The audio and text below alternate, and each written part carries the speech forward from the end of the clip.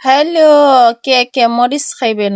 মরিচের দাওয়াতেই দেখেন অনেক বড় কার্টন দিয়ে, এই যে দেখেন এক কার্টন মরিচ আনছে। বেটায় জানে আমরা বাঙালি আর হচ্ছে ইন্ডিয়ান মানে নেপালি যারা আছে ওরা হচ্ছে মরিচ ভালোবাসে। এই জন্য হচ্ছে আমার কফিলে এই এক গাঁটটি মরিচ নিয়ে আইছে। দেখছেন কত বাজার করছে, আল্লাহ ক্যামেরায় সবগুলা ধরছে না, হিসাইটে আরো কত কিছু নিয়ে আইছে। আজকে তাও বেটায় কম আনছে, কিন্তু অন্যদিন আয় হায় বেটায় যত বাজার নিয়ে আয়। হ্যাঁ, আসসালামু আলাইকুম এভরিওয়ান, আপনারা কেমন আছেন? প্রতিদিনের কুয়েতি ব্লগে আপনাদের স্বাগতম। আজকে আপনাদের দেখাবো কিভাবে আমি সারাদিন বাজারটা। আজকে কিন্তু আমার এত পরিমাণ পরিশ্রম হয়েছে, সবকিছু টামাইতে টামাইতে পরে হচ্ছে আমার হাত দিয়ে কি ব্যথা হতেছে। এখন হচ্ছে বেটি দেখা যায় আর আমার সাথে লাগতেছে না। আজকে প্রায় 2-3 ঘন্টা গেছি, না হয় বেটি হচ্ছে একটু পরে আমার সাথে লাগে।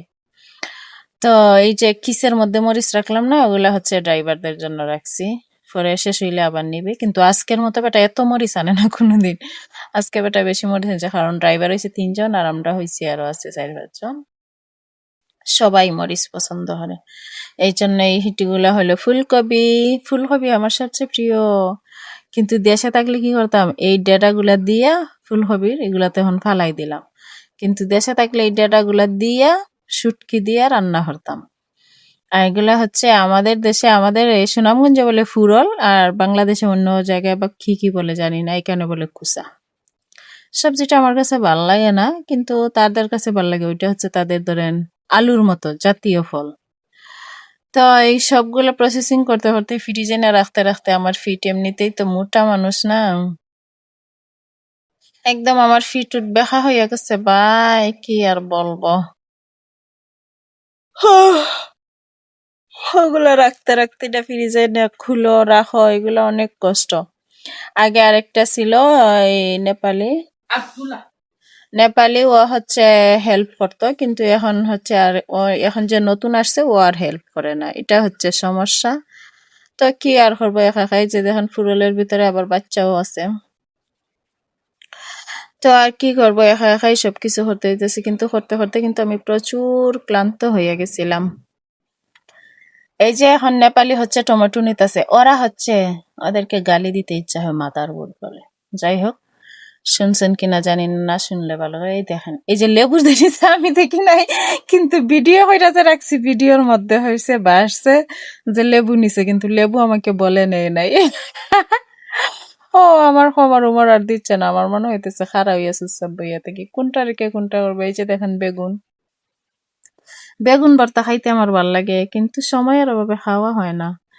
এই যে এখন হচ্ছে টামাইতে টামাইতে আমি চিন্তা করতেছি আসলে কোনটা রেখে কোনটা করবো। আমার এত পরিমাণের খিদা লাগছে, খিদার জ্বালায় মনটা হইতেছে যে কোনটা রাইখা কোনটা রাখবো, কোনটা। দুইজনে যদি সবকিছু করে তাইলে ভাল লাগে না।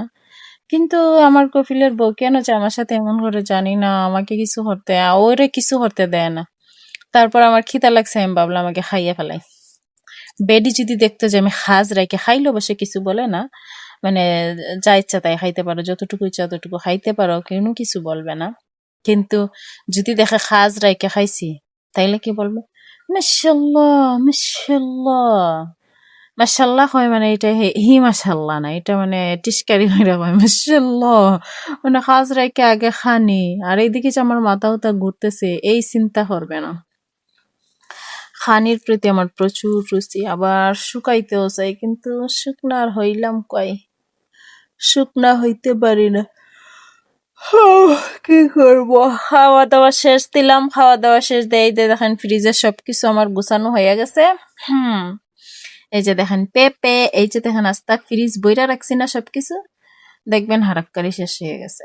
তারপর সবকিছু ঠামাইয়া এখন আইছি আবার রান্না করতে, পেঁয়াজ কাটতেছি, খাইতে রান্নাটা বসাইলাই। ওমা, পেঁয়াজ টাইজ খাড়তে গেছি, তারপরে হাত দিছি গিয়ে দেখি তেল নাই। ও মাই গড, আমার মাথা উঠেছে। এমনিতেই কাজ করতে করতে গুছালো করি নাই আজকে। তারপরে হচ্ছে দেখি হাত দিছি গিয়া দেখি তেল নাই। গাজর টাজর কাটলাম, ভাবলাম রান্নাটা বসাইলাই তারপরে গোসল করব। তারপর দেখি তেল নাই, এখন কি করব।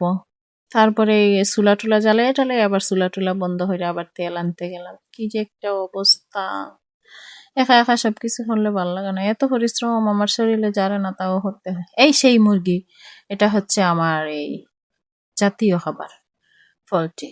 চাক্কু ইটা দিয়ে হিটা দিয়ে দিই, কোনোটা দিয়েই হয় না। পরে ভাবলাম চাক্কুটার একটা দাঁড় হইরা নেই, ওইটা দিয়ে দাঁড় হলে হচ্ছে চাক্কু নতুনের মতো হইয়া যায় মাশাল্লাহ। যদি ওইটা একটা বাংলাদেশ নিতে পারতাম তাইলে ভালোই ছিল, কিন্তু নিতে পারবো না, কেমনে নিব? ওইটা লোহা টুহা কেন নেওয়া যায়, বাংলাদেশে এসব আছে কিনা জানি না, কিন্তু এটা অনেক ভালো, মানে চাক্কু এত পরিমাণের দাঁড় হয় বলার বাহিরে। তারপরে হচ্ছে মুরগি টুরগি কাটলাম, কাইট্টা কুইট্টা হচ্ছে যখন গিয়ে রান্নাটা বসামু তখন দেখি তেল নাই। তখন হচ্ছে সবচেয়ে জ্বালা, যদি আমাকে তেলটা কেউ আইনা দিত তাইলে ভালো ছিল। কি আর করার, এই যে দেখেন চুলাটাও ধরাইয়া ফেলাইছি, পেঁয়াজটাও দিয়ে দিছি, এই এখন হচ্ছে তেল নাই। তারপরে গিয়ে তেল টেল আনলাম, অন্য রান্না বান্না বসে সে থইয়া আমি গিয়ে গোসল টোসল হইরা আইলাম। আইয়া হচ্ছে দেখি আমার বসায় রাইখা গেছিলাম সবকিছু, আপনাদেরকে দেখাই নাই, এটা সিক্রেট ছিল। সবকিছু তো দেখানো যায় না, বুঝে নেই তো না। তারপরে হচ্ছে দেখি মুরগিটা সিদ্ধ হয়ে গেছে, তো আমি মুরগিটা তুলে নিলাম। এই যে দেখেন আমার মুরগি সিদ্ধ হয়ে গেছে। তারপরে চাউলটা ডাইলা দিলাম, দিয়ে একটু লবণ টবণ চেক করে দেখলাম না ঠিক আছে। আমি কখনো লবণ চেক করি না রান্না হলে, মুখে দেই না কিছু, আমার এগুলো ভাল লাগে না। বেটি বলবে কেন খাইয়া দেখতে পারিস না, মুখে আমার এগুলো ভাল লাগে না, আমি কি করবো। এই যে, তো মুরগিটা নিয়ে এখন ফুরুনের ভিতরে ঢুকাইয়া দিব। বলে ফুরুন, আমরা বাংলাদেশের জারুরে বলে ফুরুন। ওকে, সবাইকে